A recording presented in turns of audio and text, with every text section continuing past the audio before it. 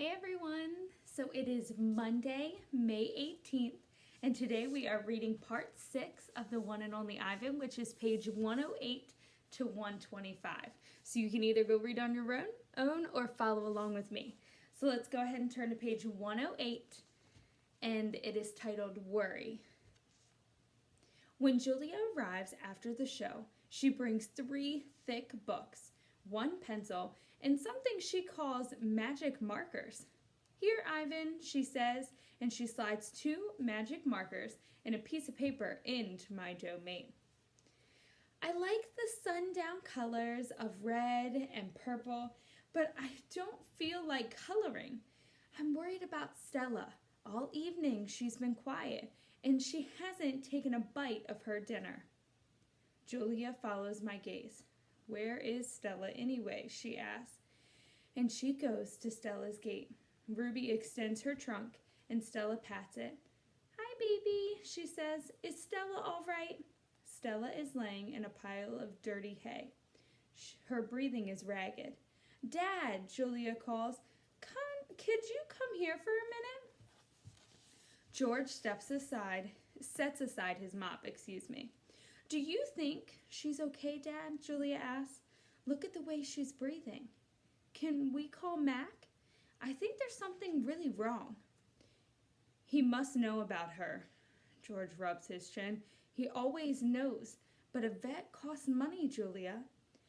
Please, Julia's eyes are wet. Call him, Dad. George gazes at Stella. He puts his hands on his hips and sighs. He calls Mac. I can't hear all the words, but I can see George's lips tighten into a grim line. Gorilla expressions and human expressions are a lot alike. Mac says the vet's coming in the morning. If Stella's not any better, he tells Julia. He says he's not going to let her die on him. Not after all the money he's put into her. George strokes Julia's hair. She'll be all right. She's a tough old girl. Julia sits by Stella's domain until it's time to go home. She doesn't do her homework. She doesn't even draw. Page 111, The Promise. My domain gleams with moonlight when I wake to the sound of Stella's call. Ivan, Stella says in a hoarse whisper. Ivan. I'm here, Stella. I sit up abruptly and Bob topples off of my stomach. I run to the window. I see Ruby next to Stella, sleeping soundly. Ivan, I want you to promise me something, Stella says. Anything, I say. I've never asked for a promise before, because promises are forever, and forever is an unusually long time, especially when you're in a cage. Domain, I correct. Domain, she agrees. I straighten to my full height. I promise, Stella, I say, in a voice like my father's. But you haven't heard what I'm asking you yet, she says, and she closes her eyes for a moment. Her great chest shudders. I promise anyway. Stella doesn't say anything for a long time. Never mind, she says. I don't know what I was thinking.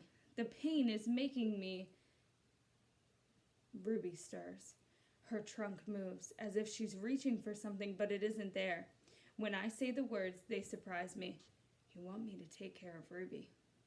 She nods, a small gesture that makes her wince. If she could have a life that's different from mine. She needs a safe place, Ivan, not here, I say. It would be easier to promise to stop eating, to stop breathing, to stop being a gorilla. I promise, Stella, I say. I promise it on my word as a silverback. Page 114, Knowing. Before Mac, before Bob, even before Ruby. I know that Stella is gone. I know it the way You know that summer is over and winter is on its way. I just know. Stella once teased me that elephants are superior, and they feel more joy and more grief than apes. Your gorilla hearts are made of ice, Ivan, she said, her eyes glittering. Ours are made of fire. Right now, I would give all the yogurt raisins in the world for my heart made of ice. Page 115, 5 men. Bob heard from the rat, a reliable source, that they tossed Stella's body into a garbage truck. It took 5 men and a forklift. Page 116, comfort. Audrey, I tried to comfort Ruby, but what can I say? That Stella had a good and happy life, that she lived as she was meant to live, that she died with those who loved her most nearby? At least the last is true. Page 117, crying. Julia cries all evening. When her father sweeps and mops and dusts and cleans the toilets. When George sees Mac, he runs to him. I can only hear a few of the words, vet, should have, wrong. Mac shrugs, his shoulders droop. He leaves without a word. When George wipes the fingerprints off my glass, his cheeks are wet. He doesn't meet my eyes. Page 118, the one and only Ivan. When all the humans have left, I send Bob to check on Ruby. How is she? I ask when he returns. She was shivering, Bob says. I tried to cover her with hay, and I told her not to worry because you were going to save her. I glared at him. You told her that? You promised Stella. Bob lowers his head. I wanted to make the kid feel better. I shouldn't have made that promise, Bob. I just wanted... I pointed to Stella's domain, and for a moment it seems like I've forgotten how to breathe. I wanted to make Stella happy, I guess, but I can't save Ruby. I can't even save myself. I flop onto my back. Cement is always cold, but tonight it hurts.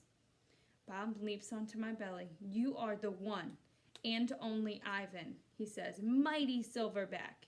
He licks my chin, and he's not checking for leftovers. Say it, Bob commands. I look away. Say it, Ivan. I don't answer. So Bob licks my nose until I can't stand it any longer. I am the one and only Ivan, I mutter. And don't you ever forget it, he says. When I gaze at the food court skylight, the moon Stella loved was surrounded by clouds. Page 121. Once upon a time. All night, Ruby moans and sniffles. I pace my domain and I don't want to fall asleep in case she needs something. Ivan, Bob says gently, get some sleep, please, for your sake and for mine. Bob can't sleep unless he is on my stomach. I hear a stirring. Ivan, Ruby calls. I rush to my window. Ruby, are you all right? I miss Aunt Stella, she sobs. I miss my mom and my sisters and my aunts and my cousins too. I know, I say, because it's all I can think of. Ruby sniffles. I can't sleep. Do you know any stories the way that Aunt Stella did? Not really, I admit.